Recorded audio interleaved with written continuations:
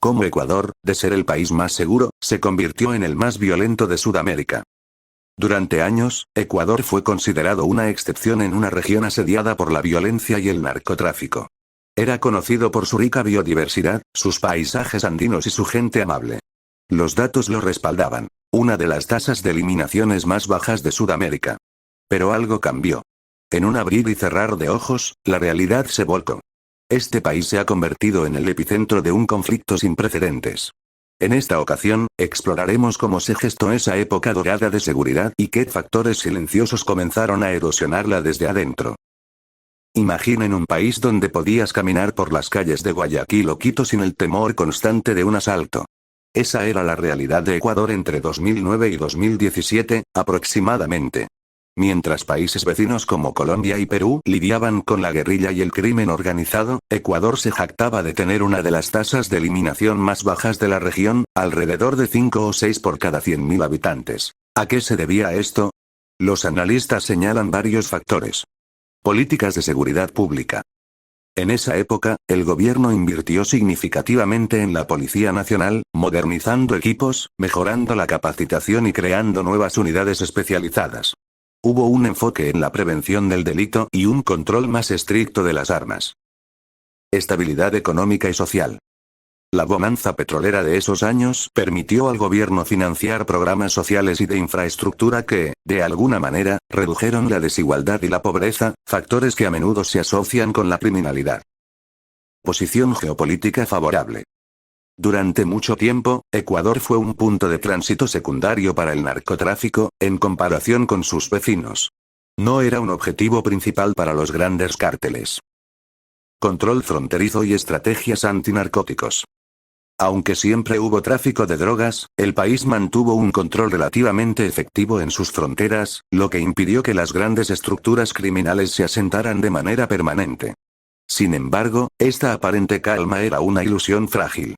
Mientras el país disfrutaba de esa paz, las grietas ya comenzaban a formarse. Los expertos coinciden en que hubo decisiones clave y eventos que, sin ser evidentes en su momento, sembraron las semillas de la crisis actual. El fin del convenio con Estados Unidos y la base de Manta. En 2009, se cerró la base aérea de Manta, operada por Estados Unidos. Este acuerdo permitía el monitoreo y la interceptación del narcotráfico. Su fin fue celebrado como un acto de soberanía, pero dejó un vacío crítico que el crimen organizado no tardó en explotar. La politización de la inteligencia.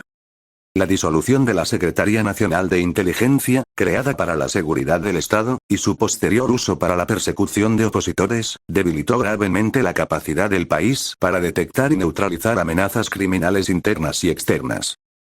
La expansión del narcotráfico regional. A medida que la lucha contra las drogas se intensificaba en Colombia y México, los cárteles buscaron nuevas rutas. Ecuador, con su costa en el Pacífico y su economía dolarizada, ideal para el lavado de dinero, se convirtió en el plan B perfecto. Los cárteles de Sinaloa y Jalisco Nueva Generación vieron en los puertos ecuatorianos una oportunidad de oro. El surgimiento de las bandas carcelarias. Mientras el Estado se enfocaba en otras prioridades, las cárceles se convirtieron en centros de operación criminal. Bandas como los choneros, los lobos y los tiguerones se fortalecieron, reclutando miembros y diversificando sus actividades delictivas. La tranquilidad del Ecuador de hace una década no era un reflejo de una seguridad robusta, sino de un frágil equilibrio que dependía de una serie de condiciones que, una a una, se desvanecieron. Lo que parecía un problema de otros países, como México o Colombia, ya estaba echando raíces en la propia tierra ecuatoriana. Ahora, analizaremos el punto de quiebre, el momento en que la violencia explotó y cómo esta crisis ha redefinido la vida de millones de ecuatorianos.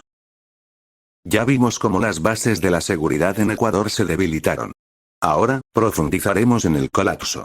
Esta es la historia de cómo la lucha de poder entre bandas criminales, la negligencia del Estado y una serie de eventos detonantes llevaron a la nación a un estado de terror y conflicto armado interno. Esta es la historia del punto de quiebre. El gran punto de inflexión se sitúa a finales de 2020.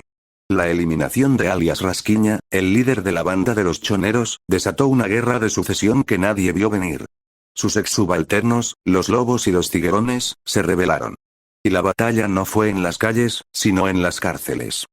Masacres carcelarias. A partir de febrero de 2021, las prisiones ecuatorianas se convirtieron en campos de exterminio. Decenas, luego cientos de reclusos fueron masacrados en enfrentamientos brutales.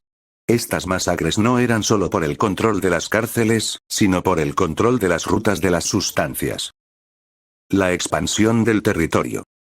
Al no haber un control estatal efectivo, las bandas carcelarias trasladaron su violencia a las calles. Comenzaron a disputarse el control territorial en ciudades clave, especialmente en la costa, como Guayaquil, Esmeraldas y Durán. El resultado fue una escalada brutal de violencia. Nuevos delitos.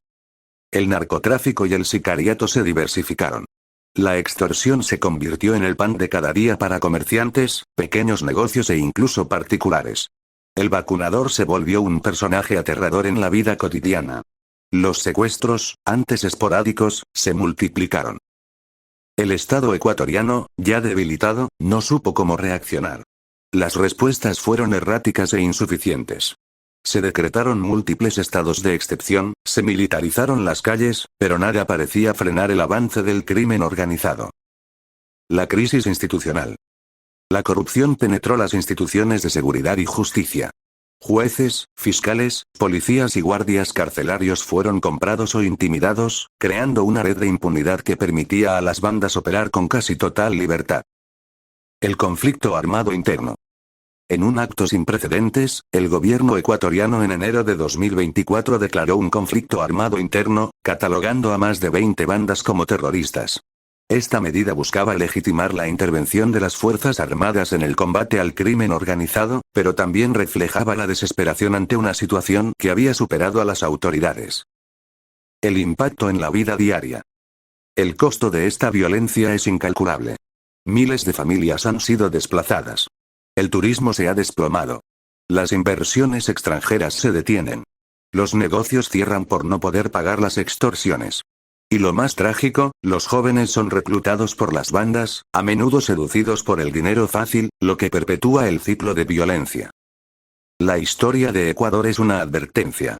Nos muestra cómo la ausencia de políticas de Estado a largo plazo, la corrupción y la penetración del crimen organizado pueden desmantelar la seguridad de una nación en cuestión de pocos años.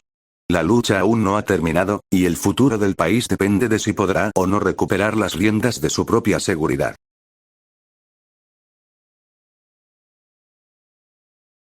Si el video te gustó, suscríbete para más vídeos así.